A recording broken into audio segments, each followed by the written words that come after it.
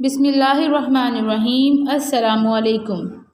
آج ہم تراویح کی نماز کے چند اور موضوعات پر نظر ڈالتے ہیں جن میں تراویح کے فوائد اور تراویح کے چند مسائل شامل ہیں۔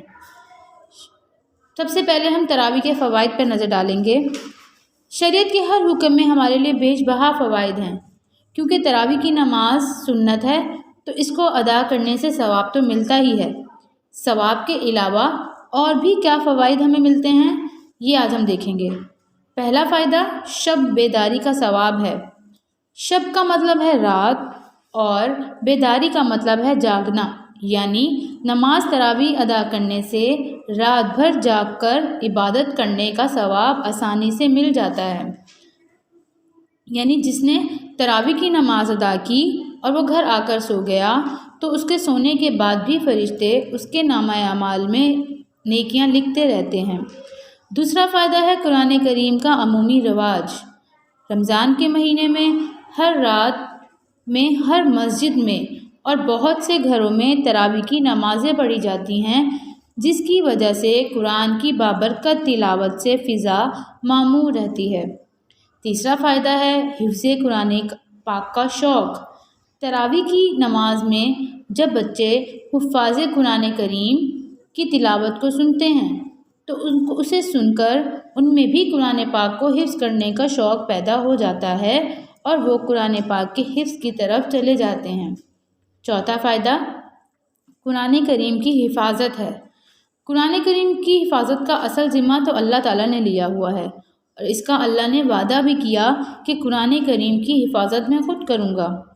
اس وعدے کے اظہار یعنی اس وعدے کو پورا کرنے کے لیے اللہ تعالیٰ ان مسلمانوں کا بھی استعمال فرماتے ہیں جو قرآن کریم حفظ کرتے ہیں اور تراویح میں اسے سنتے ہیں اور سناتے ہیں۔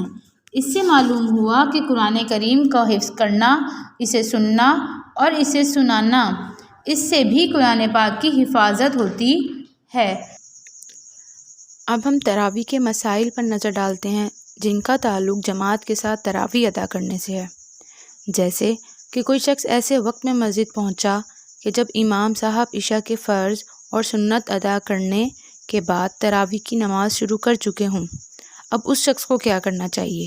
اس کو چاہیے کہ پہلے وہ عشاء کے فرض اور سنت ادا کرے، پھر امام صاحب کے ساتھ تراویح کی نماز میں شامل ہو۔ کیونکہ تراویح کی تعریف میں ہم پڑھ چکے کہ عشاء کے فرض اور سنت کے بعد اور وتر سے پہلے پڑھی جانے والی نماز تراویح ہے، یعنی عشاء کے فرض اور سنت کا ادا کرنا پہلے لازمی ہے۔ اسی طرح اگر کسی شخص کی تراویح کی 20 رکعات میں سے کچھ رکعتیں چھوٹ گئیں تو وہ کیا کرے؟ ایسے شخص کو چاہیے کہ جتنی رکعت امام صاحب کے ساتھ تراویح کی ادا کر سکتا ہے کر لے، اور جب امام صاحب وتر کی جماعت کروائیں وتر بھی انہی کے ساتھ ادا کرے، اور جب نماز سے فارغ ہو جائے تو چھوٹ جانے والی تراویح کی رکعتیں ادا خود کر لے۔ نماز میں قیام یعنی کھڑے ہو کر نماز کا ادا کرنا فرض ہے۔ اگر کسی نے جان بوجھ کر بغیر کسی وجہ کے تراویح کی نماز بیٹھ کر پڑھی تو ایسے شخص کا کیا حکم ہے کہ اس شخص کی نماز مکروہ ہو جاتی ہے۔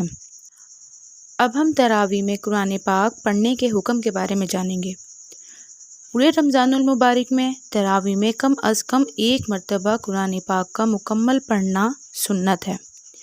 قرآن پاک کی تلاوت کے بارے میں حکم آیا کہ امام صاحب کو چاہیے تلاوت قرآن پاک اس طرح سے کی جائے جو مقتدی یعنی جماعت میں شامل لوگوں کو قرآن کے الفاظ آرام سے سمجھ آ جائیں۔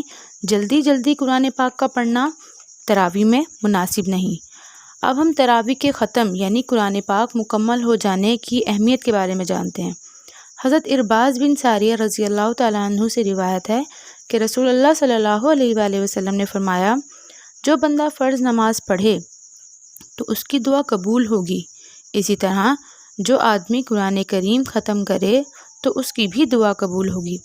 یعنی رمضان المبارک میں تراویح کے ختم پر جب پورا قرآن پاک پڑھ لیا جاتا ہے تو قبولیت دعا کا بہت بڑا موقع ہوتا ہے۔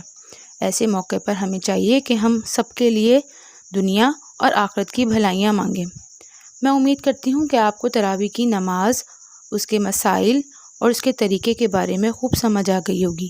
اب آپ رمضان المبارک میں تراویح کی نماز آسانی سے ادا کر سکیں گے۔ دعاؤں میں یاد رکھیے گا۔ اللہ حافظ۔